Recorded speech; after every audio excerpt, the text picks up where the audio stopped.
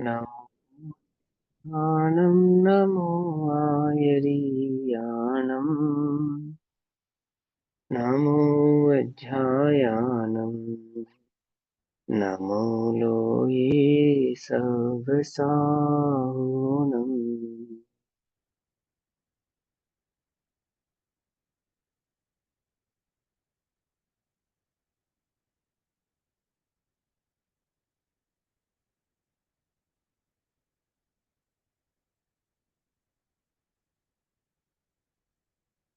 नमः समेसाराय अनुभूत्या च कासते चित्स्वभावाय भावाय सर्वभावान्तरच्छिदे।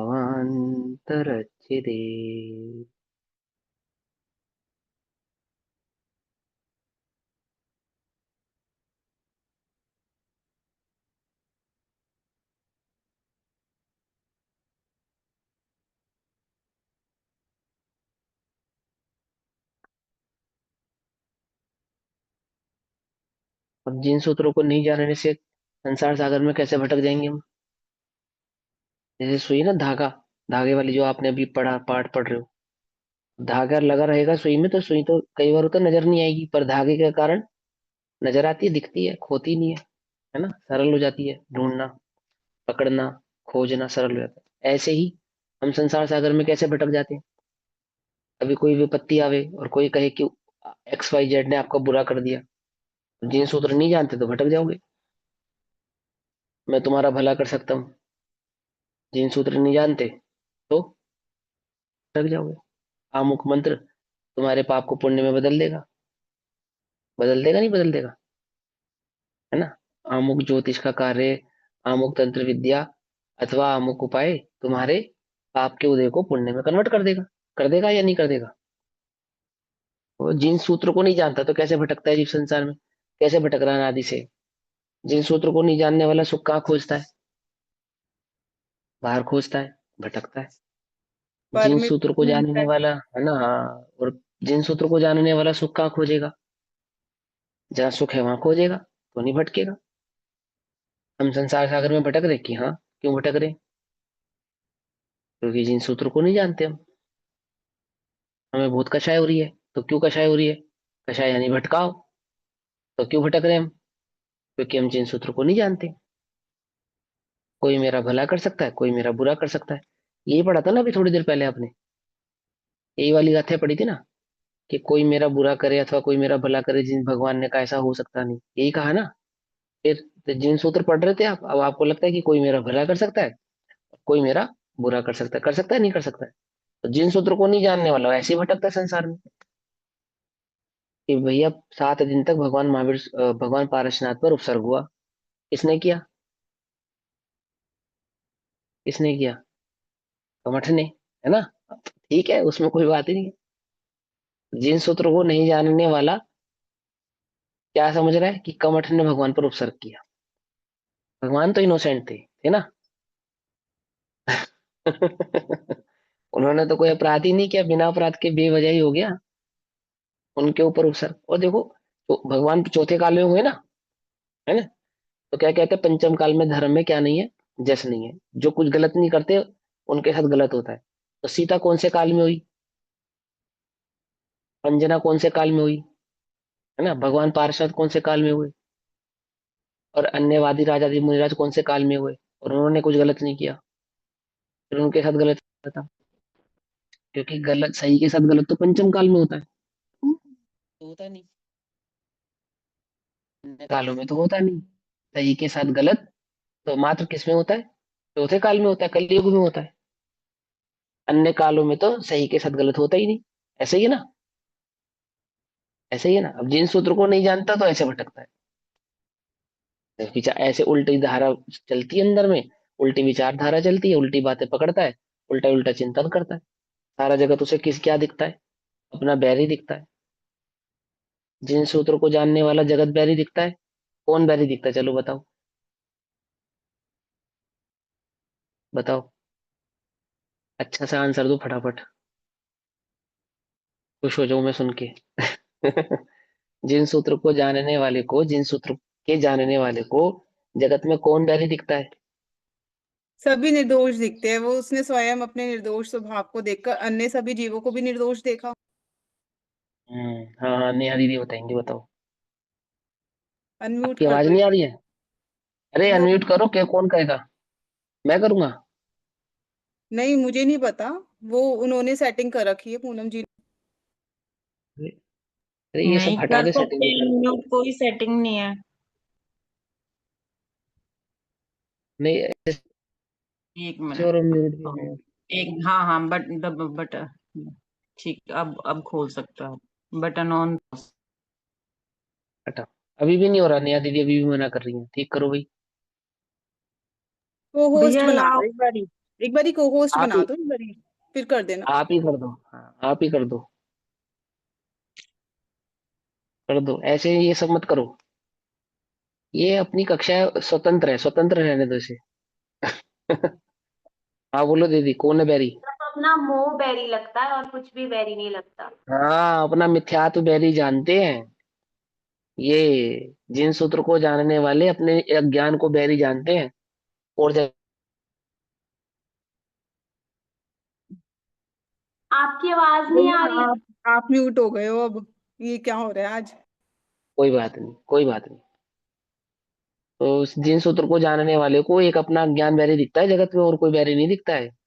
एकमात्र बैरी कौन? अपना अज्ञान। आई बस समझ में ऐसे। तो नहीं जानने वाले क्या करते हैं? भटकते हैं। जैसे सम्यक ये दृष्टि सारा जीव जगत है, बैरी दिखता है। उस पे कैसे हम्म। लगाएंगे हम? उससे अपना ज्ञान कैसे बैरी दिखते हैं जब उसके तो दृष्टि सम्यक हो गई है। अपना अपना जो फिर अस्थिर इसकी भाव है अपेक्षा ना, हुआ। अस्थिरता जन्य प्रभु दोष प्रभु दोष भारी, भटकती है राग आदि, वर्णति विकारी। तो उसको भी है ना? अपना जितना जितना। चारित्र मोहनीय भी तो खटकता है ना उसको तब भी। वो अरे तो इस लाइन नहीं, का क्या अर्थ है? चारित्र। इस लाइन का क्या अर्थ है? इस लाइन का समय, इस लाइन का अर्थ मिथ्या दृष्टि की अपेक्षा से नहीं है, वो सम्य दृष्टि की अपेक्षा से है। समझे? ये सम्य दृष्टि जीव की चिंता नहीं, ये ज्ञानी का चिंतन है। समझे ना? उसको वो अपनी अस्थिरता जो भाव है, अस्थिर भाव, अस्थिरता जन्य प्रभु दोष भारी। अस्थिर भाव माने वो चारित्र मोहिनी भाव। वो उसको दिखता है, अज्ञान दिखता है मिथ्यात्व अवस्था में, सम्यक दृष्टि, सम्यक सन्मुख मिथ्या दृष्टि को। और ज्ञानियों को अपना जो मोह भाव, अपना जो राग है, चारित्र मोहिनी जो रूपी जो राग भाव है, कषाय भाव है, अप्रत्याख्यान प्रत्याख्यान और संजरण रूप, उनको बैरी दिखता है। उसको मिटाने का उपाय करते हैं वो। है ना? जगत में शत्रु को मिटाने का उपाय करते हैं ना हम। करते नहीं करते हैं? ऐसे ही मुनिराज जगत में अपने मोह रूपी शत्रु को मिटाने का उपाय करते हैं। और मात्र मुनिराज थोड़ी, ज्ञानी, सभी ज्ञानी, जिन सूत्र को जानने वाले अपने अज्ञान को बैरी जानकर, अपने मोह को बैरी जानकर क्या करते हैं? उसे मिटाने का उपाय करते हैं। अब तुम जिन सूत्र को जानते हो नहीं जानते हो कि हाँ भाई हम तो बहुत अच्छे से जानते हैं, तो तुम किसको मिटाने का उपाय कर रहे हो? बोलो। ज्यादा से ज्यादा कि हम पाप के कर्म के उदय को मिटाने का उपाय कर रहे हैं, ज्यादा से ज्यादा। समझे ना ध्यान से? तो जिन सूत्र को नहीं जानते, जो पाप कर्म के उदय को मिटाने का उपाय करते हैं, वे जिन सूत्र को नहीं जानते। तो जिन सूत्र को जानने वाले क्या करते हैं? उदयों से भिन्न ज्ञात तत्व को देखने का उपाय करते हैं, उदय को बदलने का उपाय ही नहीं करते, उदय के जाने का वेट भी नहीं करते। इंतजार करें जब ये बदल जाएगा, जब सब सही हो जाएगा। कि भैया हर अंधेरे के बाद सवेरा आता है, आता है या नहीं आता है? तो अब कार्य कब करें? सवेरे में करें, अंधेरे में करें? तो कब होगा? अंधेरे में होगा या सवेरे में होगा? मतलब पाप के बाद पुण्य का उदय आता है। ये तसल्ली जिन सूत्र को जानने वाले को ये तसल्ली नहीं चाहिए कि हर पाप के बाद पुण्य का उदय आता है। पुण्य में संतुष्ट नहीं है वो, चैतन्य में संतुष्ट है वो। ऐसा समझे नहीं? हाँ, ऐसे चिंतन करो। चलो, 414 नंबर की गाथा। अपनी दोपहरकालीन चर्चा का विषय चल रहा है श्री समय सारजी ग्रंथ। श्री समय सारजी का स्वाध्याय हम सभी आचार्य अमृत चंद्र देव द्वारा रचित आत्मख्याति टीका के माध्यम से कर रहे हैं। आत्मख्याति टीका सर्वशुद्ध ज्ञान अधिकार, पेज नंबर 587, 587, गाथा नंबर 414, 414। व्यवहार ने ही मुनि लिंग को और श्रावक लिंग को दोनों को मोक्ष मार्ग कहता है। परंतु निश्चय किसी भी लिंग को मोक्ष मार्ग नहीं कहता। इस भाव को समझाने वाली ये गाथा है। व्यवहार नहीं इस लिंग द्वय को, मोक्ष के पथ में कहे, निश्चय नहीं माने कभी को, लिंग मुक्ति पंथ में। निश्चय किसी भी लिंग को मुक्ति पंथ में मोक्ष मार्ग नहीं मानता है, अर्थात एकमात्र ज्ञान भाव, ज्ञान स्वभाव, चैतन्य भाव या ज्ञान लिंग को ही मोक्ष मार्ग जानता है। या वो ज्ञान का जो स्वभाव है या भाव है, उसका जो लिंग है वो कैसा है? दर्शन ज्ञान चारित्रमय है। ज्ञान कैसा है? वह दर्शन ज्ञान चारित्र स्वभाव वाला है, ऐसा। ठीक। तो व्यवहारिक कह नय पुनः व्यवहार नय द्वय लिंग अपि, दोनों लिंगों को मोक्ष पते भणति, मोक्ष मार्ग में कहता है, उसका निषेध नहीं है, मोक्ष व्यवहार से कहा जाता है। अर्थात व्यवहार नय मुनिलिंग और गृहस्थ लिंग मोक्ष मार्ग कहता है, दोनों को मोक्ष मार्ग कहता है। परंतु जो निश्चय नय है वो सर्वलिंगानी अर्थात सभी लिंगों को, अर्थात ये उपरोक्त कहे गए या व्यवहार मार्ग में कहे गए उन दोनों लिंगों को मोक्ष पथ में नच्छति, मोक्ष मार्ग में नहीं मानता, अर्थात उन्हें मोक्ष का वास्तविक चिन्ह नहीं मानता है। ठीक। श्रवण और श्रवणोपासक के भेद से दो प्रकार के द्रव्यलिंग मोक्ष मार्ग में है। एक श्रवण यानी कि महाव्रति और श्रवणोपासक यानी कि अणुव्रति, ऐसे दो लिंग मोक्ष मार्ग में है। इस प्रकार जो पररूपणा प्रकार अर्थात इस प्रकार की जो पररूपणा वह केवल व्यवहार ही है, व्यवहार से ऐसा कहा गया, उपचार से ऐसा कहा गया है, परमार्थ नहीं। क्योंकि वह पररूपणा स्वयं अशुद्ध द्रव्य की अनुभवन रूप है।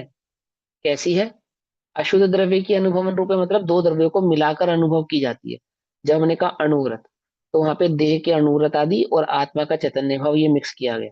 अथवा हमने जब कहा महाव्रत, तो वहां जो शरीर से पाला गया महाव्रत भाव है, एक द्रव्य होगा ना शरीर, और वहां चैतन्य ज्ञायक भाव, वो इन दोनों को मिलाकर। अथवा यूं भी ऐसा भी समझ सकते हैं, मिलावट, अगर मिलाना समझना है तो मिलाना तो कैसे मिलाया हुआ है? जैसे वहां पे गुण स्थान भी मिले हैं, कर्मों का उपशम क्षय उपशम भाव भी मिला है, शरीर की अवस्था भी मिली है, और एक ज्ञायक चैतन्य भाव है। क्या कोई मुर्दे को श्रावक या मुनि कहता है? बोलो, कोई मुर्दे को तो श्रावक या मुनि नहीं कहता है। हाँ, उपचार की अपेक्षा से श्रावक के मुर्दे को श्रावक और मुनि के मुर्दे को मुनि कहना तो एक भिन्न बात है। परंतु किसी मुर्दा को कोई व्रत नियम दिलाने की चेष्टा तो करता नहीं है, अथवा उसको महाव्रती अथवा उसको अनुव्रती बनाने की चेष्टा तो करता नहीं है। बात समझ में नहीं आ रही? देखो, कुछ लोगों को ऐसा भ्रम है। अब ये समझना ध्यान से, एक प्रकार की कुरीतियां हैं ये, इनके अंदर सुधार होना बहुत अनिवार्य है। अब समझने वाली बात है, लेकिन क्योंकि कई लोगों को ऐसा लगता है कि ये द्वेष बुद्धि में कहा गया शब्द है, कही गई भाव भाव है, अथवा आप किसी के प्रति आदर नहीं रखते हैं इसलिए ऐसा कह रहे हैं, है ना, ऐसा कह सकते हैं। पर समझने वाली बात, एक मान्यता है जीवों में कि मरण समय में कपड़े उतार दो तो मुनि हो जाते हैं। एल्लक चुल्लक क्या करते हैं, जब समाधि का समय आता है बिल्कुल ऐसा लगता है कि यहाँ बस अब तो मरने को ही समय नजदीक ही आ गया है, तो लंगोट जो पहनी होती है वो उतार देते हैं। अथवा जो अन्य जन होते हैं आसपास, वो लंगोट उतार देते हैं, और वो छुल्लक अब महाराज हो जाते हैं। समाधि समाधि होते होते वो महाराज हो जाते हैं। आर्यिकाएं साध्वी हो जाती हैं। अथवा जो श्रावक होते हैं वो साधु हो जाते हैं कि मरण समय में हमने वस्त्र त्याग दिए तो हम साधु हो गए, है ना। एक ऐसी मान्यता है जीवों में, बहुत समय से चली आ रही है। तो उनके लिए समाधि क्या हो गया, अथवा धर्म भाव क्या हो गया, अथवा ये जो मुनि लिंग हो गया अथवा श्रावक लिंग हो गए, वो क्या हो गया? वो मोक्ष मार्ग हो गया।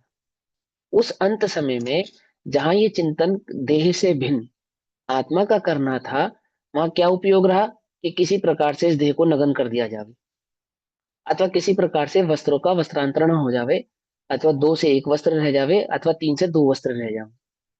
सारा उपयोग वही रहा ना, टोटल फोकस वही रहा ना। फोकस कहाँ होना था? चैतन्य पर। देह से भिन्न आत्मा देखते, कपड़ा उतरता चाहे नहीं उतरता, जो भी अवस्था में तुम्हारा मरण होने वाला था, उस अवस्था में, अवस्था की बात है।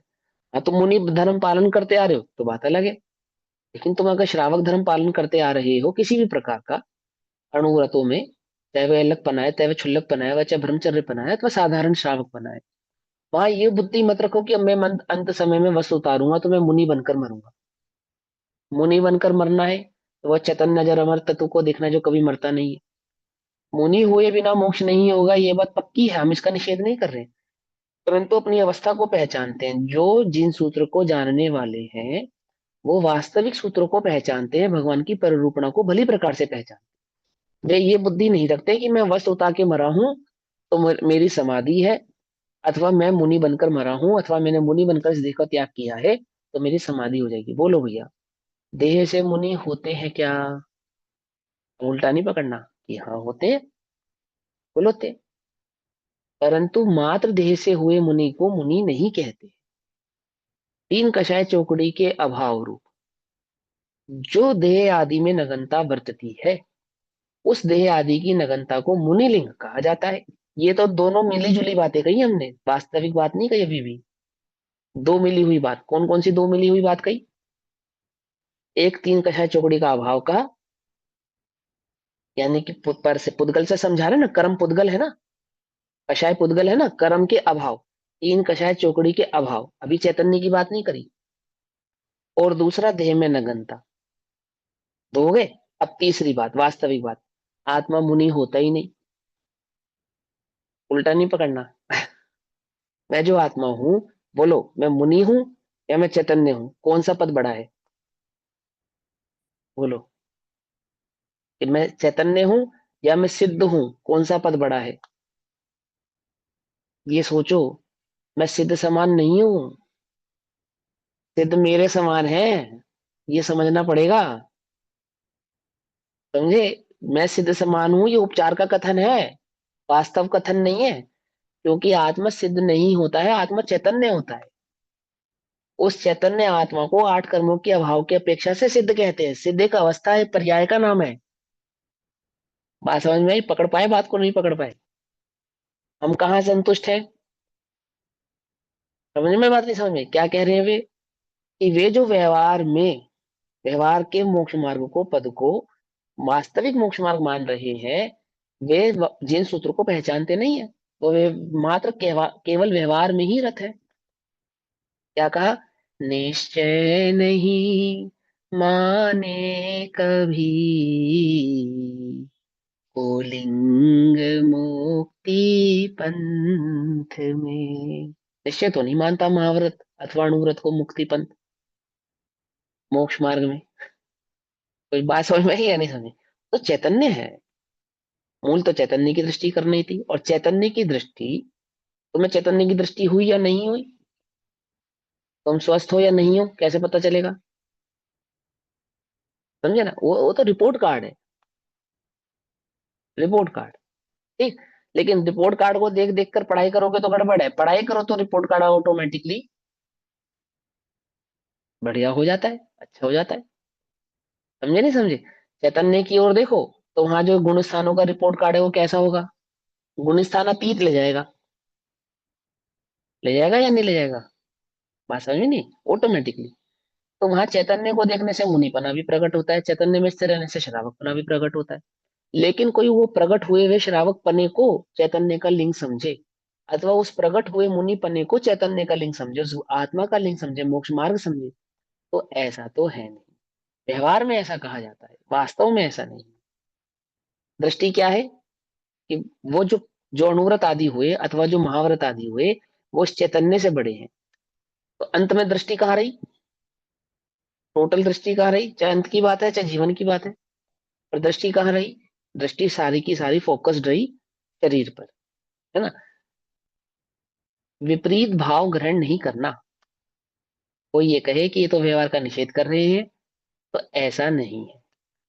व्यवहार का कोई निषेध कर ही नहीं सकता, व्यवहार का निषेध हो ही नहीं सकता। तुम करना चाहो तो नहीं कर सकते। वास्तव में व्यवहार का निषेध करने वाला स्वयं व्यवहाराभासी है। क्या कहा? व्यवहार का निषेध करने वाला स्वयं व्यवहाराभासी है। उसको मालूम ही नहीं कि व्यवहार निश्चय के साथ ही होता है, निश्चय के बिना होता ही नहीं। व्यवहार को व्यवहार भी तभी कहते हैं जब वह निश्चय के सापेक्ष वर्तता हो। केले के छिलके को केला कब तक कहते हैं? केले के छिलके को केला कब तक कहते हैं, कब तक मानते हैं, कब तक देखते हैं? बोलो, तीनों ही बातें। कहना, मानना और देखना, तीन बातें हैं ना। उस छिलके को कब तक तो केला कहा जाता है, कब तक माना जाता है और कब तक कहा जाता है और कब तक देखा जाता है। तो तीनों ही स्थितियों में जब तक केला साथ होता है तभी कहा जाता है, तभी माना जाता है और तभी देखा भी जाता है। उस केले के बिना तो ना माना जाता, ना कहा जाता, ना देखा जाता, है ना। ऐसे ही व्यवहार कहा जाता है, निश्चय के बिना कहा जाता है, नहीं कहा जाता। देखा जाता है कि नहीं देखा जाता, कि माना जाता है कि नहीं माना जाता, ना कहा जाता, ना माना जाता, ना देखा जाता। कब होता है? जब निश्चय साथ वर्तता है तब होता है। तब कहा भी जाता है, देखा भी जाता है, माना भी जाता है। और ऐसा होने पर भी केले को कोई छिलके को कोई केला नहीं देखता, छिलके को कोई केला नहीं कहता, छिलके को कोई केला नहीं मानता। क्या कहा? समझ में आई बात? मानते नहीं मानते बोलो? छिलके को कोई केला नहीं कहता, छिलके को कोई केला नहीं देखता और छिलके को कोई केला नहीं मानता। अभी तो आप कह रहे थे देखता है, कहता है और मानता है, यहाँ कह रहे थे। पर पूछो अपने आप से कि देखते हो, कहते हो या मानते हो क्या? कहते हैं, देखते हैं, मानते हैं, तो भी नहीं कहते, नहीं देखते और नहीं मानते, क्योंकि दृष्टि टोटल किस पे है? केला, है ना। उदाहरण है, ऐसे ही वो चैतन्य पे दृष्टि है जिसकी उसकी उसके सापेक्ष वर्तने वाले व्यवहार को व्यवहार कहते हैं, मानते नहीं। मानने वाले मानते हैं परंतु मानते नहीं। देखने वाले देखते हैं परंतु देखते नहीं। ज्ञानी देखते हैं, कहते हैं, मानते हैं और ना ही देखते हैं, ना ही कहते हैं, ना ही मानते हैं। ये सियादवाद है, ये सियादवाद है। कुछ बात समझ में आई? ये ऐसा पैराडॉक्स नहीं है, मिथ्या पैराडॉक्स। पैराडॉक्स समझते हो? ये मिथ्या संभाषण नहीं है, ठगी विद्या नहीं है, ये सियादवाद की विद्या है। पैराडॉक्स माने ठगना, मैंने बात को घुमा फिरा के कहना।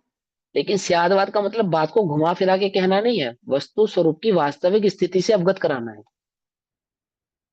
समझे नहीं समझे? तो क्या कहते हैं देखो, श्रमण और श्रमणोपासक के भेद से दो प्रकार के द्रव्यलिंग मोक्ष मार्ग में है। लेकिन तुम अपनी दृष्टि कहाँ रखना? चैतन्य पे रखना। हाँ, वहां गड़बड़ मत करना। अब हम व्रत करें या भैया नहीं करें? हम नियम करें या नहीं करें? हम अनुव्रत आदि ग्रहण करें या नहीं करें? क्या कहना क्या चाहते हो आप? करें या नहीं करें? तो पहले निर्णय करो कि तुम क्या कर सकते हो। जब तुम्हें वो निर्णय हो जाएगा तो तुम्हारे जीवन में जो वर्तेगा वो अनुव्रत ही होगा, वो महाव्रत ही होगा, नियम से होगा। जब तुम्हें अपने कर्तव्य का कर्तृत्व का निर्णय हो जाएगा तब। कुछ बात समझ में नहीं आई? हाँ, अब उल्टी बात नहीं पकड़ना, हाँ, विपरीत बात नहीं पकड़ना, बड़ा ध्यान से समझना। श्रमण और दुधारी तलवार इसलिए तो कहते हैं इसे, त्यागवाद की चक्री को। अगर गड़बड़ किया आपने, क्या होगा? तो सामने वाला मरे ना मरे, आप जरूर मर जाओगे। ये दुधारी तलवार चलाई जिसने, है ना। तो क्या कहते हैं, श्रमण और श्रमणोपासक के भेद से दो प्रकार के द्रव्यलिंग मोक्ष मार्ग में है। इस प्रकार का जो प्ररूपण प्रकार, अर्थात इस प्रकार की जो प्ररूपणा है वह केवल व्यवहार ही है, एक व्यवहार की अपेक्षा से कही गई है, परमार्थ नहीं है। परमार्थ नहीं अर्थात वस्तु स्थिति ऐसी नहीं है। अब यहाँ पे एक बात समझना, जब हम ये कहते हैं ना कि परमार्थ नहीं है, तो जैसे वहां कहा ना व्यवहार नहीं है, ऐसे ही यहाँ पे बस इतना का परमार्थ नहीं है। अगर वस्यादवाद को बहुत अच्छे से समझोगे ना तो आप समझना कि व्यवहार की बात भी परमार्थ है। अगर आप स्यादवाद बहुत अच्छे से समझोगे तो आपको समझ में आएगी ये बात। जब ये बात कही जाती है कि व्यवहार की बात परमार्थ नहीं है, पर वहां पे एक्चुअल में बात यही है कि वह परमार्थ ही है। परमार्थ माने क्या? वस्तु स्वरूप। और जो वस्तु स्वरूप कैसा है? और निश्चय व्यवहारात्मक, जैसा वर्त रहा है ना वैसा ही कहा भी जा रहा है। वहां उन्हीं पर्यायों को कहा जाएगा जो वर्तेंगी, जो होंगी, जो उपस्थित होंगी। जैसे नगनता मोक्ष मार्ग में व्यवहार है, निश्चय नहीं, परमार्थ नहीं है ना। परमार्थ नहीं है ना। नगनता मोक्ष मार्ग में परमार्थ नहीं है ना, व्यवहार है ना। हाँ, निश्चय के अभी बात साथ समझ में तो नहीं होगी समझे? व्यवहार, निश्चय के साथ जो भी हाँ, व्यवहार होगा वो परमार्थ ही होगा। आप ध्यान से समझो कि परमार्थ है कि व्यवहार है। एक अपेक्षा से परमार्थ है, एक अपेक्षा से व्यवहार है। व्यवहार है। जिसके साथ वर्तेगी उस अपेक्षा से परमार्थ ही है। उस जिस निश्चय भाव के साथ वो वर्तेगा ना वो भाव, तो व्यवहार में घटित होने वाला वो व्यवहारिक भाव भी परमार्थ है।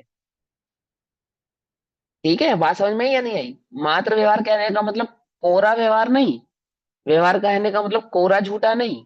और पंडित टोडरमल जी ने लिखा है ये बात निश्चय व्यवहार के समझाते समय, कि व्यवहार का मतलब झूठा नहीं होता है, गलत नहीं होता, मिथ्या नहीं होता उसका मतलब।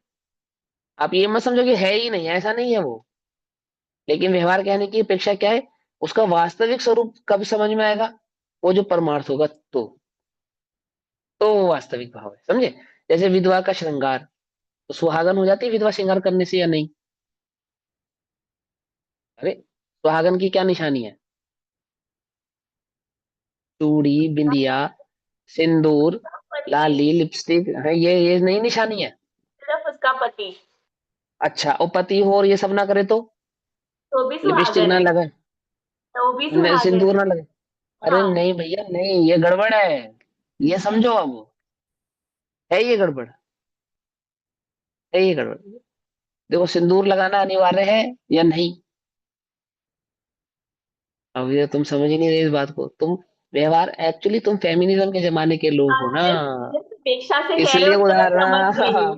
जिस इसलिए मैं अपेक्षा से उदाहरण कह ही रहे हो, नहीं हाँ, बचा बचा पाओगे उदाहरण। नहीं, जिस अपेक्षा समझे से कह नहीं? रहे हो वो तब अनिवार्य है। अनिवार्य है, बिल्कुल अनिवार्य है वो। अब तुम अगर वो तुम सतयुग में जन्मे होते ना तो तुम्हें उदाहरण समझ में आता है, गलत गड़बड़ हो गया ये। फेमिनिज्म के जमाने में ये बात समझानी बड़ी मुश्किल है कि सिंदूर लगाने से क्या होता है। अब वो कैसे समझाए तुम्हें? कि लगाने से क्या होता है, वो उतना ही परमार्थ है जितना वो व्यवहार है, कि बिना सिंदूर के सुहागन नहीं और सिंदूर लगाने से सुहागन नहीं। ये समझना पड़ेगा, बिना बिंदिया के सुहागन नहीं और बिंदिया लगाने से सुहागन नहीं। अब ये बात तो पक्की है कि वो पति है तो ही वो सुहागन है, लेकिन पति हो और बिंदिया ना लगावे ऐसा भी नहीं, सिंदूर ना लगावे ऐसा भी नहीं, और मात्र सिंदूर लगा ले वे पति ना हो तो भी ऐसा भी नहीं। है ना? कैसा कैसा परमार्थ है वो, दो परमार्थ समझ लो इसमें, एक व्यवहार है एक परमार्थ है। पति परमार्थ है, सिंदूर व्यवहार है, परंतु पति के साथ वह सिंदूर भी परमार्थ है, और पति के बिना वो कोरा व्यवहार है, कोई दम नहीं है उसके अंदर। बात समझ में? ऐसी चैतन्य के बिना वो अणुव्रत और महाव्रत क्या है, कोई दम नहीं है उसमें, बिल्कुल कोरा व्यवहार है। परंतु उस चैतन्य परिणति के साथ वर्तने वाला वो व्यवहार पक्ष क्या है, वास्तविक परमार्थ है, एकदम परमार्थ है। कुछ बात समझ में आई? ऐसा ही है, सियादवाद का मार्ग ऐसा ही है। तो क्या कहते हैं देखो, वह केवल व्यवहार ही है, परमार्थ नहीं, क्योंकि वह प्ररूपणा स्वयं अशुद्ध द्रव्य की अनुभवन स्वरूप है। अब अशुद्ध द्रव्य की अनुभवन स्वरूप है कह रहे हैं ना, क्योंकि वो बाह्य सापेक्ष है, देह सापेक्ष है, पुद्गल सापेक्ष है, इसलिए उसमें क्या होगी, अशुद्धता होगी। दो द्रव्य मिल गए, एक आत्मा और एक पुद्गल द्रव्य, ऐसे दो मिलाकर के कथन हो रहा है वहां पे, इसलिए वो अशुद्ध द्रव्य की प्ररूपणा हो गई। अनुभवन स्वरूप है, अनुभवन स्वरूप है मतलब जब भी तुम किसी को मुनि देखोगे, जब भी किसी चैतन्य तत्व को क्या देखोगे, मुनि देखोगे, तो कैसे देखोगे, एक द्रव्य देखोगे या दो द्रव्य देखोगे? दो द्रव्य देखोगे ना। जब भी किसी चैतन्य को अनुवृत्ति देखोगे, एक द्रव्य देखोगे दो द्रव्य देखोगे? जब तुम अपने को जैन देखोगे तो दो द्रव्य देखोगे, जब तुम अपने को चैतन्य देखोगे तो एक ही द्रव्य देखोगे। मुझे बात समझ में आई? हम जैन है या चैतन्य है? कि भैया आप तो उल्टी उल्टी पढ़ाई पढ़ा रहे हो, हम तो जैन है, हम तो गर्व से कहते हैं हम जैन है। अरे हम भी गर्व से कहते हैं हम जैन है भाई। लेकिन गर्व किस बात का करना, मैं जैन हूं क्योंकि मैं चैतन्य को इस दृष्टि रखता हूँ, ये जैनत्व का वास्तविक गर्व है। कुछ बात समझ में आई या नहीं समझ में? या नहीं समझ में? मैं मैं पुरुष हूं या जैन हूं? बोलो, इसकी दृष्टि करूं, मैं पुरुष हूं या चैतन्य हूं? तो चैतन्य हूं, उसकी दृष्टि पूर्वक अगर पुरुषत्व की दृष्टि रहेगी तो सम्यक है, और चैतन्य की दृष्टि के बिना पुरुषत्व की दृष्टि रहेगी तो सब मिथ्या है। क्या बोलो? मैं स्त्री पर्याय का छेद करना चाहती हूँ, मैं स्त्री हूं, तो तुम चैतन्य हो या स्त्री हो? अब गड़बड़ मत करना, चैतन्य हूं तो इसका मतलब ये नहीं है कि तुम स्त्री नहीं हो। लेकिन तुम स्त्री हो तो इसका मतलब ये नहीं है कि तुम स्त्री हो, तुम तो चैतन्य हो। समझे या नहीं समझे? चैतन्य हूं, स्त्री देह के साथ हूं, तो पांचवें गुण स्थान से ऊपर नहीं होगा। और चैतन्य हूं तो निर्वाण तो पक्का है। देह में नहीं हूं, देह मेरे निर्वाण को रोक नहीं सकता। तो बात समझ में आई या नहीं समझ में आई? निश्चय व्यवहार, परमार्थ और व्यवहार निश्चय, ये इसकी परंपरा को भली भली भली प्रकार से समझना। अब मैं अणुव्रत धारण करूं या नहीं करूं, मैं मुनिव्रत धारण करूं नहीं करूं, करूं या नहीं करूं, ये प्रश्न ही कहाँ है। जिन सूत्र को जानने वाले इस प्रकार के प्रश्न नहीं करते, इस प्रकार की शंका ही नहीं करते, इस प्रकार के उनके पास क्वेश्चन ही नहीं होते हैं। जिन सूत्र को जानने वालों की बात है ये, जो जिन अगर सूत्र को भी समझे चैतन्य को नहीं है। जानता है तो स्वतः ही महाव्रत अनुव्रत होंगे ही होंगे, हुए बिना रहेंगे नहीं। हाँ, होते हैं, बिल्कुल सहज होते हैं वो। और बिना दृष्टि के होते हैं, बिना दृष्टि के होते हैं, उनका बिना पक्ष के होते हैं। उनका पक्ष नहीं होता, उनको उनकी दृष्टि नहीं होती उनको, पर वो होते हैं। ठीक है ना? अब भगवान जो चैतन्य का एक साक्षात अनुभव करने वाले भगवान, केवल ज्ञानी हरेन भगवान तीर्थंकर परमात्मा, श्रावक धर्म का प्ररूपणा कर रहे हैं नहीं कर रहे हैं? बोलो। देव दर्शन गुरु उपासना स्वाध्याय संयम तपोदान प्ररूपणा कर रहे हैं इसकी नहीं कर रहे हैं? क्या कह रहे हैं? अरिहंत भगवान क्या कह रहे हैं? सच्चा देव तो अरिहंत ही है। राग नहीं है ये। मैं क्या कह रहा हूँ कि सच्चा सच्चा गुरु तो हिमांशु ही है, ऐसा कहूं मैं, और कोई नहीं है। तो आप क्या कहोगे मुझे? घमंडी और मानी कहोगे या नहीं कहोगे? बोलो, बोलोगे ना? अरिहंत भगवान क्या कह रहे हैं? सच्चा देव कौन है? कि सच्चा देव तो अरिहंत है और कोई नहीं है। तुम वीतरागता के भाव को कैसे जानोगे, कैसे समझोगे इस मार्ग को? जिन सूत्रों को समझना कि समझा रहा हूं मैं, विचार कर कर देखो। आज कोई कहे कि मैं सच्चा, एकमात्र मैं गुरु, अन्य कोई गुरु नहीं है, तो तुम सबको क्या लगेगा कि भैया ये तो बहुत घमंडी हो गया, ये व्यक्ति तो सब बराबर है, सब समान है ना? है या नहीं है? सभी जीव है, सभी चैतन्य, ऐसे कैसे? और भगवान क्या कह रहे हैं? सच्चा देव कौन है? अरिहंत ही सच्चे देव है, ऐसे ही कह रहे हैं ना? और वो स्वयं अरिहंत है और अपने को सच्चा देव कह रहे हैं। अन्य देवों को क्या कह रहे हैं? कल्पित कह रहे हैं, झूठा कह रहे हैं। वस्तु स्वरूप को बड़े ध्यान से विचार कर कर देखो, तो क्या कहते हैं देखो। अब उनकी बात सत्य है, परम वीतरागी है वे। वीतरागी भगवान क्या कहते हैं? कि सच्चे तो वीतरागी ही होते हैं। रागी क्या कहेगा? सच्चा कौन है? रागी कहेगा सच्चा रागी होता है। तो वो लोग किसकी बात को सत्य माने? अब तुम्हें वीतरागता के स्वरूप की खबर नहीं होगी, तो ऐसी ऐसी बातें होंगी, सब बराबर है, सब समान है, सब ऐसे नहीं है, कोई छोटा नहीं है, कोई बड़ा नहीं है, कोई ऐसा नहीं, कोई ऐसा नहीं। हाँ, हम भी कहते हैं चैतन्य की दृष्टि से सब समान है। जो निगोद में तो ही मुझ में, तो ही मोक्ष मझार। समझे नहीं? ऐसा नहीं कहा जो मोक्ष में सो ही मुझ में, सो ही निगोद में, ऐसा नहीं। उधर निगोद से शुरू किया, क्योंकि चैतन्य का मुख्य लक्षण है। और सिद्ध तो अवस्था मात्र है, सिद्ध समान नहीं हूं मैं, सिद्ध मेरे समान है। अब उल्टा नहीं पकड़ना, ऐसे ही कहना कि मैं सिद्ध समान हूं, कहना है ऐसा ही, तो मानना मत। क्योंकि मैं चैतन्य हूं और वे भी चैतन्य है, और वो जो सिद्ध है ना, चैतन्य की अपेक्षा से मैं और वे समान जाति के हैं, चैतन्य जाति। हमने, और सिद्ध, मैं सिद्ध के समान हूं जब हम ये बात कहते हैं तो हम चैतन्य की मुख्यता से कहते हैं, सिद्धत्व की मुख्यता से नहीं कहते हैं। और मैं सिद्ध हूं भी नहीं, और मुझे सिद्ध होना भी नहीं।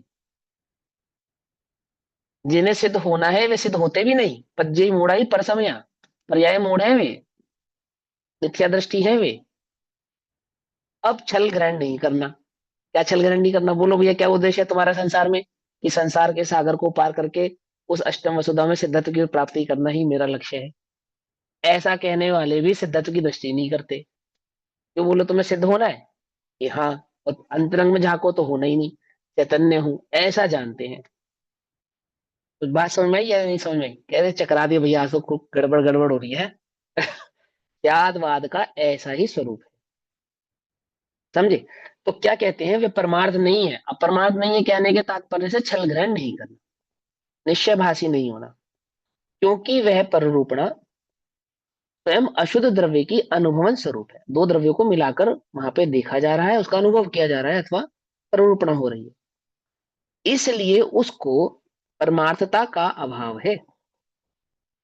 श्रवण और श्रवणोपासक के भेदों से अतिक्रांत, अतिक्रांत, अतिक्रांत माने सीमा का उल्लंघन। दो द्रव्यों को मिला ना, तो सीमा का उल्लंघन। व्यवहार क्या कर रहा है? जब दो को मिलाकर बात कर रहा है तो सीमा का उल्लंघन करके बात को कह रहा है, पक्ष लेकर बात कह रहा है, क्रांतित क्रांत होकर बात कर रहा है। अति माने बढ़कर, अपनी मर्यादा से आगे बढ़कर, उसको कहते हैं अति। जैसे हम कहते हैं ना अति मत करो। अति मत करो का क्या मतलब है? बहुत ओवर मत करो। आप जितना मतलब करने योग्य है उतना तो करो, उससे अधिक मत करो। अति आवश्यक करने की आवश्यकता नहीं है किसी भी कार्य। ऐसा कहते हैं ना, कर अब मैं कोई कहे कि लो हम तो कर ही नहीं रहे। अरे भैया, हमने करने से कब मना किया है? हमने कहा ओवर मत करो। तो द्रव्य का निषेध नहीं कर रहे हैं, परंतु द्रव्य में जो मिलाकर भाव हुआ है उसमें मिलाकर देखने का निषेध कर रहे हैं। द्रव्य की अवस्था, द्रव्य के रूप, द्रव्य के स्वरूप का निषेध नहीं, परंतु दो द्रव्यों को मिलाकर जो एक द्रव्य माना गया उसका निषेध। कुछ बात समझ में आई या नहीं समझ में आई? है ना? तो क्या कहते हैं देखो, तो क्या कहते हैं कि इसलिए उसको परमार्थता का अभाव है श्रवण और श्रवणोपासक के भेदों से अतिक्रांत। दर्शन ज्ञान में परिणति मात्र, मात्र दर्शन ज्ञान में प्रवर्तिती हुई परिणति रूप शुद्ध ज्ञान ही एक है। क्या कहा? श्रवण और श्रवणोपासक के भेदों से अतिक्रांत, अर्थात जो अनुव्रत और महाव्रत की अवस्थाओं में विद्यमान जीव है, जो जीव अनुव्रत अवस्था में है अथवा महाव्रत अवस्था में है, जो दो चीज है, जो तुम्हें मुनि नजर आ रहे हैं और जो तुम्हें श्रावक नजर आ रहे हैं, जो तुम्हें अनुव्रती नजर आ रहे हैं और जो तुम्हें महाव्रती नजर आ रहे हैं, अतिक्रांत। तो पहले कोमा तक की लाइन को समझ लिया आपने? श्रवण और श्रवणोपासक के भेदों से अतिक्रांत, यानी कि श्रवण और श्रवणोपासक ऐसा भेद करके चैतन्य में जो अतिक्रांत बनाया था, दो द्रव्यों को मिलाकर बात कही है। दो द्रव्यों को मिलाकर बात कही ना, एक अनुव्रत अपेक्षा से कही, एक महाव्रत अपेक्षा से कही। कौन कौन से दो द्रव्य मिलाए? एक चैतन्य का लक्षण मिलाया, एक द्रव्य का यानी कि शरीर का लक्षण मिलाया। वहां शरीर की अवस्था को मिलाकर अतिक्रांत भाव। वहां वास्तव में क्या है क्या वो वास्तव में दर्शन ज्ञान में परिणमित परिणति मात्र, मात्र दर्शन ज्ञान में प्रवृत्ति हुई परिणति रूप शुद्ध ज्ञान एक ही है। उस अतिक्रांत अवस्था में शुद्ध ज्ञान एक ही है। दर्शन ज्ञान चारित्र में अवस्थित वो जो शुद्ध चैतन्य भाव है, उस अणुव्रत पने में भी और उस महाव्रत अवस्था में भी वह एक ही है। दो अलग अलग हैं ऐसा नहीं, दो अवस्थाएं ऐसा नहीं। क्या है वास्तव में? तो क्या है? दर्शन ज्ञान चारित्र की जो परिणति हुई है वह शुद्ध ज्ञान रूप एक ही है, दोनों ही अवस्थाओं में, अणुव्रत अवस्था में भी और महाव्रत अवस्था में भी। ऐसा जो निष्तुष, निष्तुष माने तुष मात्र भी, जिसमें क्या नहीं है? दोष नहीं है। निष्तुष, तुष मात्र भी, पर का तुष मात्र भी, तिल मात्र भी, जिसमें क्या नहीं लगाया? दोष नहीं लगाया। ऐसा जो निष्तुष अर्थात निर्मल अनुभवन ही परमार्थ है। कैसा अनुभवन परमार्थ है? मैं मुनि हूं ये अनुभवन परमार्थ नहीं, मैं श्रमण हूं अथवा मैं श्रावक हूं ऐसा अनुभवन परमार्थ नहीं, अथवा मैं पहले दूसरे चौथे आठवें 10वें 11वें 12वें गुण स्थान वाला हूं ऐसा अनुभवन नहीं, अथवा मैं एक कषाय दो कषाय तीन कषाय चौकड़ी के अभाव वाला हूं ऐसा अनुभवन नहीं। तो कैसा अनुभवन? एक शुद्ध चैतन्य ज्ञायक भाव मात्र, अनुभवन मात्र जो भाव है वही वास्तविक परमार्थ है। एक शुद्ध चैतन्य ज्ञायक, एक चैतन्य भाव का जो अनुभवन, एक अपने को चैतन्य ज्ञायक भाव देखना, वह तो शुद्ध है। उस चैतन्य ज्ञायक भाव की दृष्टि के अलावा जो भी मिलाकर कह रहे हैं, तुष मात्र भी जो मिलाकर कह रहे हैं, वो कैसा है? वो कैसा? वो परमार्थ नहीं है, वो व्यवहार है बस, वो व्यवहार है ना?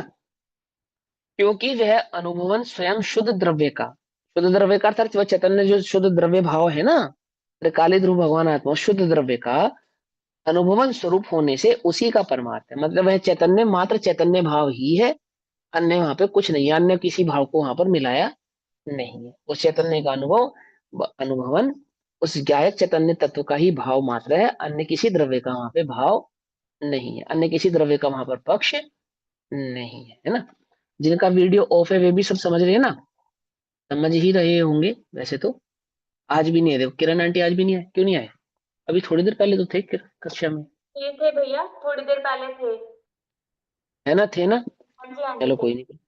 हाँ, क्योंकि वह अनुभवन स्वयं शुद्ध द्रव्य का अनुभवन स्वरूप होने से उसी के परमार्थत्व है ना, वह उस रूप ही है। अर्थात ये समझ लो जिसका अनुभवन कर रहे हैं, तो अपना ही अनुभवन करने से वहां पे भेद नहीं है, दो द्रव्य नहीं है, दो बातें नहीं है, एक द्रव्य मात्र है, तो परमार्थत्व ही है, शुद्धत्व ही है।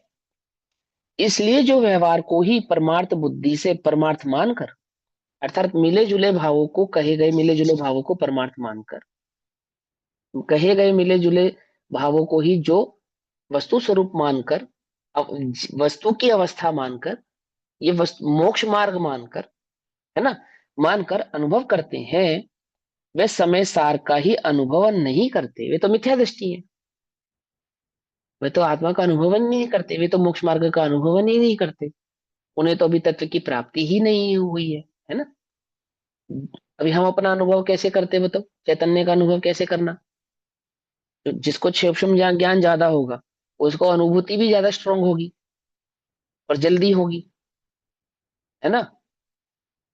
नहीं ऐसे नहीं होगी, तो तुम्हें कैसे होती है? तुम्हें क्या कल्पना है कैसे होगी? बहुत अधिक स्वाध्याय करने से मुझे अनुभूति जल्दी होगी। बहुत अधिक स्वाध्याय करने से नहीं, अब ये छल ग्रहण मत करना। स्वाध्याय के माध्यम से वस्तु स्वरूप को जितना जल्दी समझोगे, समझे ना, उतनी जल्दी अनुभूति होगी, बस ऐसा। अनुभवन नहीं करते जो परमार्थ को, अर्थात परमार्थ बुद्धि से अनुभव करते हैं, वे समय सार का अनुभव करते हैं। अर्थात जो दो द्रव्यों को मिलाकर अनुभव नहीं करते, दो द्रव्यों की अवस्था अनुभव नहीं करते, और एक द्रव्य को दूसरे द्रव्य में मिलाकर नहीं देखते, निष्तुष जो उस चैतन्य ज्ञायक भाव का ही मात्र अनुभव करते हैं, उस चैतन्य भाव में ही स्थिर रहते हैं, वे ही वास्तविक समय सार का अनुभव करते हैं। और जिनकी मान्यता में यह है, द्रव्यलिंग में कहे गए अर्थात वो अणुव्रत और महाव्रत, वे वास्तविक समय सार को अनुभव करते ही नहीं, जानते ही नहीं है, उन्हें वास्तविक मोक्ष मार्ग की खबर ही नहीं है। व्यवहारने का विषय तो भेद रूप अशुद्ध द्रव्य है, अर्थात दो द्रव्यों का मिला भाव है। इस लाइन का अर्थ यह है कि दो द्रव्यों का मिला जुला भाव है ना। तो व्यवहारने का विषय तो भेद रूप अशुद्ध द्रव्य है। द्रव्य अशुद्ध होता है या नहीं होता है? बोलो, द्रव्य कभी अशुद्ध होता है या नहीं होता है? नहीं होता ना। तो फिर हाथ पैर धोने चाहिए नहीं धोने चाहिए, नहाना चाहिए नहीं नहाना चाहिए, शुद्ध अशुद्ध का विवेक रखना चाहिए नहीं रखना चाहिए? समझे या नहीं समझे? हाँ, ये बड़ी तभी तो कहते हैं ना, शंकराचार्य जैसे लोगों ने क्या कहा, हमें जैनियों के ये सिद्धांत कुछ समझ में नहीं आया। क्या परमार्थ कह रहे हैं? अपनी जगह है और व्यवहार अपनी जगह है। हाँ, वो तो वस्तु स्वरूप ऐसा ही है, ऐसा समझना पड़ेगा आपको।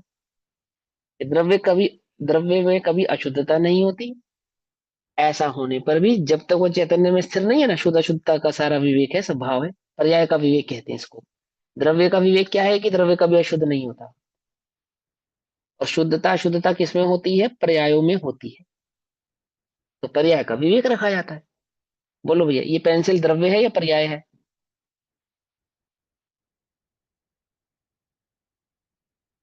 ये पेंसिल द्रव्य है या पर्याय है?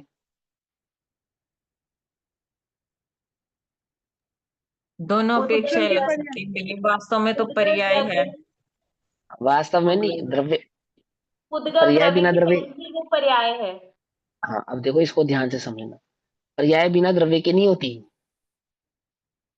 ऐसा ये पर्याय है तो कोई माने कि द्रव्य नहीं है, क्योंकि पर्याय बिना द्रव्य के नहीं होती। ऐसा कोई पर्याय है तो द्रव्य का है। लेकिन ये जो स्वरूप हमें नजर आ रहा है, ये द्रव्य का वास्तविक स्वरूप नहीं है। ये क्या है? ये पर्याय स्वरूप है जो हमें दिखाई दे रहा है। तो पर्यायों में क्या होती है? शुद्धता शुद्धता होती है। और द्रव्य से देखोगे तो क्या होता है? न शुद्ध होता है न शुद्ध होता है, द्रव्य तो मात्र द्रव्य होता है। बात समझ में आई नहीं समझ में आई? क्या है पेंसिल, द्रव्य है या पर्याय है? दोनों आपको अच्छे से समझ में आना चाहिए। ये पर्याय है उद्गल द्रव्य की, परंतु पर्याय बिना द्रव्य के नहीं होते, इसलिए द्रव्य भी है यहाँ पे। ये बात इसे ऐसे द्रव्य गुण पर्याय के स्वरूप को ऐसे सोचा करो। भोजन क्या है कि पर्याय है, ऐसा कह दिया। तुम विचार ही नहीं करते, पर्याय कहने से मतलब यहाँ वहां पे द्रव्य नहीं है, ऐसा नहीं, क्योंकि पर्याय बिना द्रव्य के नहीं होती। आगे बात समझ में नहीं समझ में आई? द्रव्य गुण पर्याय के स्वरूप को बार बार सोचो, बार बार चिंतन करो, बार बार बार बार बार बार समझो, तो बहुत अच्छे से समझ में आएगा, है ना। व्यवहार न्याय का विषय तो भेद रूप अशुद्ध द्रव्य है। अशुद्ध द्रव्य मतलब द्रव्य में कही गई जो अशुद्ध अवस्था अशुद्ध योग्यताएं कही गई हैं, यानी दो द्रव्य को मिलाकर कहा गया भाव है, इसलिए वह परमार्थ नहीं है। और निश्चय न्याय का विषय अभेद रूप शुद्ध द्रव्य है, अर्थात द्रव्य में जो अभेदपना अर्थात द्रव्य का जो वास्तविक स्वभाव भाव है, इसमें किसी अन्य द्रव्य का कोई पक्षपात नहीं किया गया, मिलाया जुलाया नहीं किया गया, और द्रव्य को अभेद रखा गया है। कैसे? उसके स्वयं के द्रव्य गुण पर्याय तीनों भावों से, है ना।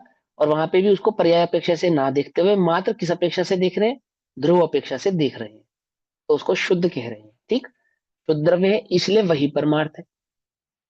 जब ये आपको द्रव्य गुण पर्याय का भाव समझ में आएगा ना, तब आपको दृष्टि का विषय भी बात समझ में आएगी। जब दृष्टि के विषय में कहा कि पर्याय नहीं है, तो वो बात भी आपको बहुत अच्छे से समझ में आएगी। जहां पर्यायों का निषेध किया गया है, एक अलग मत खड़ा हो गया, पता है आपके अपने समाज में एक अलग मत। वो क्या कहता है कि गुरुदेव कहते थे कि द्रव्य में पर्याय होती नहीं है, और देखो द्रव्य में तो पर्याय होती है, वो गलत कह रहे थे। अब उन्होंने ना तो गुरुदेव को ढंग से पढ़ा, ना समझा, है ना। एक भाई हमसे जबरदस्ती, बिल्कुल हम उनको जवाब नहीं देना चाहते, भिड़ गए कि देखो गुरुदेव ने कहा या नहीं कहा है, कहा है या नहीं कहा है। तो हमने कहा कि ऐसा नहीं है, इसका स्वरूप ऐसा नहीं, ऐसा है, उन्होंने ऐसा, इसका मतलब मैं पूरी डिटेल नहीं बताना चाहता, बस इतना समझ लो कि इसका कर दो भैया, अनम्यूट कर दो। अनम्यूट कर भैया दो ये। सबको अनम्यूट किया हुआ है मैंने सेटिंग में जाके, फिर भी। कर सबको लो भैया। होस्ट बना दो आज, कोई नहीं, एक बारी। हाँ कोई बात नहीं, सुनो भाई। तो हमसे क्या कहते हैं कि नहीं भैया ऐसा नहीं, ऐसा है। अब देखो, जिस प्रवचन रत्नाकर का उन्होंने मुझे क्या दिया, रेफरेंस दिया, उसी प्रवचन रत्नाकर के अन्य पेजों पे गुरुदेव ने कहा है स्पष्ट कि ऐसा नहीं समझना कि द्रव्य बिना की पर्याय होती है, पर्याय बिना द्रव्य की हो जाती है, दोनों बात ये स्पष्ट कहा है। कि आपने बताया कि पेंसिल जो है वो पर्याय है बाहर का, लेकिन इसका द्रव्य जो लिखना लिखना होता है वो है क्या, जो लिखने में नहीं, आता है? जो पुद्गल होता है ना, पुद्गल स्कंद, जो पुद्गल प्राणु और पुद्गल की जो स्कंद रूप अवस्था जय है ना, वो वास्तविक द्रव्य है। किसी आप किसी द्रव्य को पेंसिल नहीं कह सकते, लेकिन जब हम द्रव्य को पेंसिल कह रहे हैं तो द्रव्य की एक अवस्था विशेष है, वो पर्याय भाव है उसका। जो द्रव्य होता है वो कैसा होता है? अति सूक्ष्म होता है, परमाणु होता है, पुद्गल परमाणु। पहली बात तो केवल ज्ञान गम्य है, भगवान जान सकते हैं, इतना सूक्ष्म है। स्पर्श रस गंध वर्ण वाला होता है ना, और सूक्ष्म होता है, सदमस के ज्ञान का विषय नहीं होता। और जब हम उस द्रव्य के स्वरूप को द्रव्य की अपेक्षा से देखेंगे तो द्रव्य क्या है, पुद्गल क्या है? ना वो पेंसिल है, ना वो शरीर है, ना वो कर्म है, ना वो अन्य जगत की वस्तु है, वो मात्र पुद्गल है और कुछ नहीं है। समझे नहीं समझे? ऐसा अभी आप बात समझ में आई या नहीं समझ में आई? तो यहाँ पे जब किसी वस्तु में हम ये कहना ये पेंसिल है, तो सीधी सी बात है, हम पर्याय की चर्चा यहाँ पे कर रहे हैं। आगे समझ में आता? हाँ चलो, अब मेन बात पे आते हैं। तो प्रवचन रत्नाकर में स्पष्ट गुरुदेव कह ही रहे हैं कि पर्याय बिना का द्रव्य नहीं होता। तो क्या एक छल ग्रहण किया जा रहा है कि बाबूजी है या गुरुदेव है या गुरुदेव के अनुयायी है, वो तो पर्याय को एक्सेप्ट ही नहीं करते। तो द्रव्य गुण पर्याय के स्वरूप को भली प्रकार से समझोगे तो आपको समझ में आएगा कि जब दृष्टि के विषय की चर्चा की जाएगी, तो वह पर्यायों का निषेध इस प्रकार से किया जाएगा कि मानो द्रव्य में पर्याय है ही नहीं। लेकिन वहां कहने का मतलब ये नहीं है कि द्रव्य में पर्याय होती नहीं है।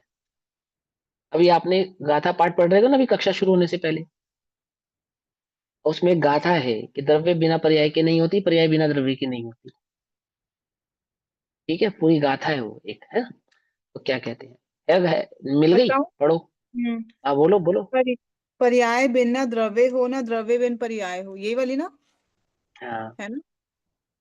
पढ़ू फिर ढंग पढ़ से दो पढ़ू गाथा, या हाँ। वैसे ही? हाँ पढ़ो, अच्छे से पढ़ो, और पर्याय क्या। बिन ना द्रव्य हो, ना द्रव्य बिन पर्याय ही, दोनों अनन्य रहे सदा, ये बात श्रमणों में कही। अभी वो ट्यून नहीं आई एकदम से ना। कोई बात नहीं, कोई बात नहीं, ये बात श्रमणों ने कही, ये दोनों रहे अभेद, हम्म। अभेद सदा, ये बात श्रमणों ने कही। तभी मैंने कहा ना ये पर्याय है द्रव्य, तभी पूछा मैंने आपसे जिनके दिमाग में सेट है कि पर्याय है तो उनको समझ में आना चाहिए, बिना द्रव्य की नहीं होगी। है ना? ऐसा।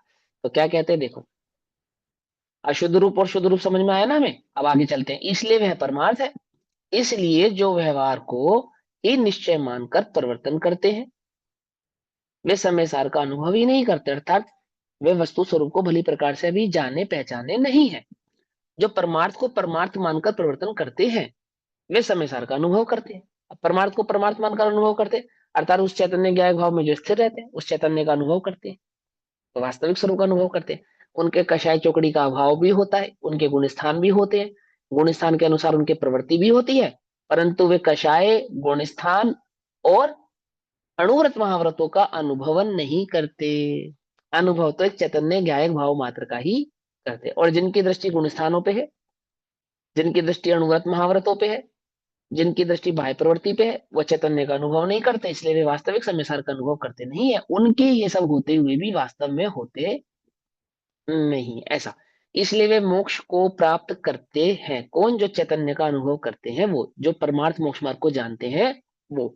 अधिक कथन से क्या, एक परमार्थ का ही अनुभवन करो, अब इस अर्थ का काव्य कहते हैं। अब काव्य नंबर 244 कि एकमात्र परमार्थ का ही अनुभवन करो, अर्थात एक परमार्थ की दृष्टि करो, उसमें ही रम जाओ, जम जाओ, पच जाओ, स्थिर हो जाओ। अनुभवन करना माने चैतन्य में स्थिर होना, उस चैतन्य में स्थिर होना। ठीक। तो क्या कहते हैं, एकमात्र उसका ही अनुभव करो। ये बात आचार्य अमरचंद्र देव 244 नंबर के कलश में कहेंगे। अब 244 नंबर का कलश हम कल पढ़ेंगे, अभी समय हुआ। तब तक के लिए सभी को जय जिनेन्द्र। ओम नमः सिद्धेभ्य। निज निधि निज में बताई, यह अनंत उपकार है, उसके लिए जिनवानी माँ को वंदना शत बार।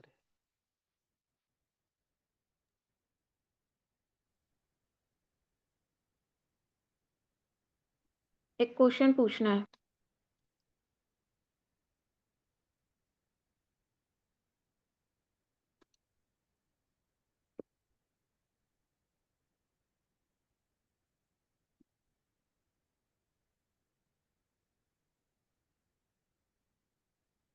हाँ जी, पूछिए। जो अरिहंत भगवान के जो कर्म परमाणु होते हैं वो अकर्म रूप हो जाते हैं कहते हैं। तो अकर्म रूप का मतलब ये थोड़ी है कि डेड हो जाते हैं, दोबारा कर्म रूप परिणमित नहीं हो सकते, ये अर्थ निकलेगा? या नहीं, दोबारा अर्थ नहीं, कर्म, बिल्कुल नहीं, ऐसा अर्थ नहीं। दोबारा कर्म रूप परिणमित हो सकते हैं ना वो परमाणु, भाई हाँ, दूसरा बिल्कुल हो ग्रहण सकता है। करके उनको दोबारा से कर्म रूप परिणमित करा सकता है। आप कर्म की बात कर रहे हो, मैं आपसे इससे भी एक खतरनाक क्वेश्चन पूछता हूँ। अरिहंत भगवान की देह के जो परमाणु होते हैं उनका क्या होता है? उन्हीं की बात कर रहे हैं, देह के जो मतलब परमाणु होते कर्म। हैं द्रव्य ना। कर्म नौ कर्म कर्म सारे क्या? ही आ गए ना, कर्म उसमें सारे ही आ हाँ, गए, मतलब वो परमाणु जैसे में सारे ही मुझे आ लगा गए आप, उसके अंदर। हाँ मुझे लगा आप 8 कर्मों की बात कर रहे हो। तो नहीं, सारे अरिहंत शरीर भगवान के भी के, आ जाएंगे क्योंकि उत्तम हाँ हाँ, परमाणु होते हैं, पर फिर भी वो वापस वायुमंडल में वापस ही बिखर जाते हैं ना, दोबारा से कर्म रूप हो परमाणु, सकते हैं वो। कुछ ऐसे परमाणु याद आ रहा है, कभी, मुझे कुछ ऐसे परमाणु याद आ कभी, रहा है कि कहीं प्रवचन में सुना है हाँ, कि जो परमाणु अरिहंत भगवान के जो परमाणु होते हैं वो उत्कृष्ट परमाणु से उनकी देह बनती है। तो वो जब हाँ। अकर्म रूप हो जाते हैं तो उनमें कर्म रूप परिणमित होने की शक्ति खत्म हो जाती है, वो फिर अब सुनो, अ, अब सुनो मेरी बात, अब मेरी बात सुनो, यही मैं बताने वाला था कि परमाणु में उत्कृष्टता कहने मतलब क्या। परमाणु तो सभी उत्कृष्ट होते हैं, परमाणु में कोई उत्कृष्टता और अनुत्कृष्टता का भेद ही नहीं होता है। किसने कहा कि एक परमाणु तो, पुद्गल का एक परमाणु तो उत्कृष्ट माना जाएगा और एक अनुत्कृष्ट माना जाएगा? यदि ऐसा गुण पुद्गल परमाणु में हुआ तो पुद्गल 2 प्रकार के द्रव्य हो जाएंगे, पुद्गल द्रव्य। फिर द्रव्य 6 नहीं रहेंगे, 7 हो जाएंगे। ये वही स्थिति हो जाएगी जो आपने परमार्थिक न्याय के अंदर, परम परिणामिक के अंदर क्रिएट किया था। देखो भैया, ये पर्याय की चर्चाएं हैं, टोटल टोटल जीव के जो भाव कर्म है उनकी अपेक्षा से जो भी परमाणु उस जीव को प्राप्त होंगे उनका जो परिणमन होगा वो उत्कृष्ट होगा, बस। उस अपेक्षा से उस परमाणु को उत्कृष्ट परमाणु कहते हैं। लोक में ऐसे नहीं है कि 2 प्रकार के परमाणु व्यतीत हो रहे, एक उत्कृष्ट एक अनुत्कृष्ट। ये परमाणु तो तीर्थंकर को मिलेंगे, ये अन्य जीवों को मिलेंगे, ऐसे नहीं। जो भी परमाणु प्राप्त का संयोग होगा, उनको जिस भी परमाणु का संयोग होगा वो परमाणु को ऑटोमेटिकली जो प्रवृत्ति करेगा, कैसी करेगा? उस ही प्रकार की करेगा। ऐसा क्यों? क्योंकि ये परमाणु की स्वयंगत योग्यता और स्वयंगत शक्ति है, अचिंत्य शक्ति है उसके अंदर।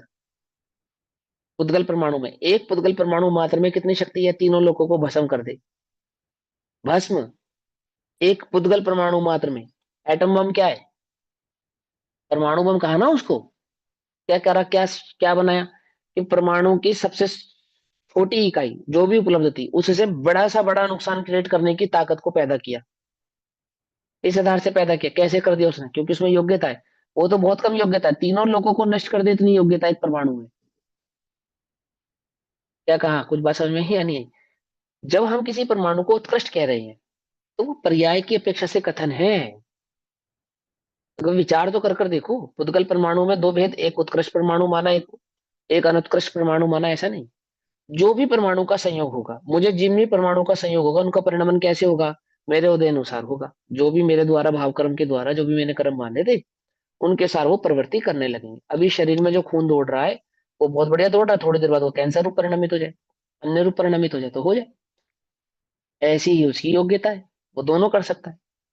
अब देखो वज चक्रवर्ती का शरीर, वही शरीर चक्रवर्ती का, सनत चक्रवर्ती का, बहुत सुंदर सुडोल, वही कोढ़ रूप परिणमित हो गया, फिर वापस से वही सुंदर हो गया, है ना? वही शरीर है ना उसका, कोटिपाल का, श्रीपाल का, वही शरीर कोढ़ वाला हो गया, वही शरीर फिर सर्वांग सुंदर हो गया। तो परमाणु चेंज हो रहे थे जैसे आजकल खून बदलते हैं शरीर में। अब वो तो बात सही है कि निरंतर परमाणुओं का आश्रय होता है और निरंतर परमाणु जाते हैं, बिल्कुल पक्की बात है, सच्ची बात है। लेकिन वो चुन चुन कर आ रहे थे, अब उत्कृष्ट जाएंगे और अब उत्कृष्ट जाएंगे, उसके कर्म के निमित्त से, जीव के भाव कर्मों के निमित्त से, कर्म के उदय से जो भी परमाणु संयोग होगा उसकी प्रवृत्ति उसके अनुसार होने लगेगी ऑटोमेटिकली, आप वो आप ही। एक विश्व शोपचे नाम के कर्म परमाणु होते हैं, पुद्गल परमाणु होते हैं। क्या होते हैं वे किसी प्रकृति रूप नहीं होते हैं, परंतु प्रकृति रूप कन्वर्ट होने की उनमें योग्यता होती है। पढ़ा है ना, पढ़ा है या नहीं पढ़ा है? विश्व शोपचे नाम के होते हैं ना पुद्गल परमाणु। वो वो द्रव्य कर्म रूप भी परिणमित होते हैं ना, 8 कर्म रूप। वे आहारक रूप भी परिणमित होते हैं, वे तेजस रूप भी परिणमित होते हैं, वे अन्य रूप भी परिणमित होते हैं। जब वे किसी रूप भी परिणमित नहीं थे तो उनको कहा विश्व शोपचे, और योग्यता के अनुसार वे अन्य प्रकृति रूप परिणमित हो जाते हैं। हो जाते नहीं होते, ये पुद्गल परमाणु की अपनी योग्यता। ऐसे ही भगवान की देह जिन भी परमाणुओं से बनी थी, अब उन परमाणुओं का क्या हुआ? वो भी सिद्धालय में चले गए, या वो किसी पुण्यशाली को ही मिलेंगे, या जो अन्य तीर्थंकर बनेंगे ना अब उन्हीं को मिलेंगे। तो जो 170 तीर्थंकर एक बार में हो सकते हैं, तो उनके निमित्त भूत जितने भी परमाणु थे वो सब विश्व में इकट्ठे हुए पड़े हैं। जो जो तीर्थंकर बनता है उसको चुन के वही वाले परमाणु जाते हैं, देह वाले वो परमाणु और अन्य परमाणु वो अन्य। ऐसे थोड़ी होता है, ऐसे नहीं होता। उद्गल का वही परमाणु नरक के जीव के पास है, वही परमाणु परिणमित होता हुआ मेरे पास आ जाएगा, उदारिक हो जाएगा। वही परमाणु मेरे पास से छूटकर स्वर्गों में चला जाएगा तो परमोदारिक हो जाएगा। वही परमाणु नरकों मैं के कहते देह में। हैं कि पंच हाँ, परावर्तन में ऐसा कोई भी परमाणु नहीं है जिससे हमने अपना संबंध नहीं रखा है। नहीं रखा हो, और ये इसलिए ये पक्की बात है, नहीं तो गड़बड़ हो जाएगी। जैसे हवा होती है, अगर आप पवित्र स्थान से गुजरती है तो बदबू हो जाती है उसके अंदर, और वही अब वही आगे जाती है तो उसी उसी हवा में खुशबू परिणमित हो जाती है, और अपने आप ही आपो आप ही होता है ना हवा, वही बदबू वही खुशबू, बदबू खुशबू। और कुछ ऐसे ही स्थानों पे भी जाते हैं ना बदबू ना खुशबू, आपो आप ही कहाँ चली गई उसकी बदबू खुशबू हवा की। अगर बदबू वाली हवा जगत में स्थिति रहे, परमाणु स्थिति रहे, बड़ी गड़बड़ हो जाएगी। कूड़े के ढेर के पास से चली हवा यहाँ तक आती हुई बदबू ही करेगी, तो कूड़े के ढेर से घर दूर लेने की आवश्यकता नहीं पड़ेगी आपको, भेद ही खत्म हो जाएगा। क्योंकि वो तो बदबू तो रहेगी, वो तो 4 किलोमीटर लो चाहे 100 किलोमीटर लो। हिंदुस्तान के कचरे की बदबू अमेरिका, और अमेरिका के कचरे की बदबू हिंदुस्तान में, बड़ी गड़बड़ हो जाएगी। उद्गल की योग्यता समझोगे ना, परमाणु की योग्यता, तो समझ में आ जाएगी बात। ऐसा नहीं है जैसे जो आपने प्रश्न किया उसका ये अर्थ नहीं है। ठीक है, ओके, जय जिनेन्द्र।